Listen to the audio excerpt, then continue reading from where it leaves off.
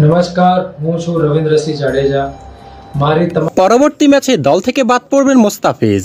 আচমকা হঠাৎ লাইভে এসে মোস্তাফিজের সমালোচনা করে একই বললেন রবীন্দ্র জাদেজা। বিস্তারিত ভিডিও সহ দেখতে না টেনে সম্পূর্ণ ভিডিওটি দেখুন। দর্শক, চলমান আইপিএলে আবারও টানা হারের শিকার চেন্নাই সুপার কিংস।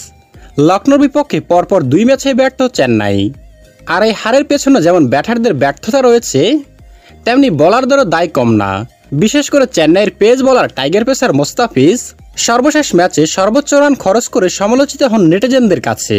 এমনকি দলের সতীর্থ রবীন্দ্র জাদেজাও ফিজের বোলিংয়ের সমালোচনা করেছেন। তাছাড়াও বাংলাদেশের কাটার মাস্টার মোস্তাফিজুর রহমানের সর্বশেষ 3 ম্যাচের পারফরমেন্স খুব ভালো না।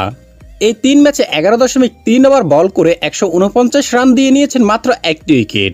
তাই তো বাংলাদেশের মোস্তাফিজ ভক্তদের এখন প্রশ্ন একটাই, আসন্ন ম্যাচে কি চেন্নাই সুপার কিংসের একাদশে সুযোগ পাবে মোস্তাফিজ? আর সেটার উত্তরই আজ এক লাইভে এসে জানিয়ে দিলেন চেন্নাইয়ের দেশি প্লেয়ার রবীন্দ্র জাদেজা। জাদেজা বলেন, মোস্তাফিজ শুরুটা ভালোই করেছিল, কিন্তু হঠাৎ এলোমেলো হয়ে গেছে। খেলোয়াড়দের দিন দিন উন্নতি হয়, কিন্তু এই মোস্তাফিজের অবনতি হচ্ছে। এখনই সময় এসেছে মোস্তাফিজকে রেস্টে দেওয়ার। এছাড়াও জাদেজা আরও বলেন, আমি মনে করি 2-1 ম্যাচ স্পিসকে বসিয়ে রাখলে তার আরও কিছুটা উন্নতি হবে। এই বিষয়টি নিয়ে ধোনিদার সঙ্গে কথা হয়েছে চেন্নাইয়ের টিম ম্যানেজমেন্টের। তো দর্শক, আপনার কি মনে হয় মোস্তাফিজ কি চেন্নাইয়ের পরবর্তী ম্যাচে জায়গা পাবে? কমেন্ট করে জানিয়ে দিন এখনই।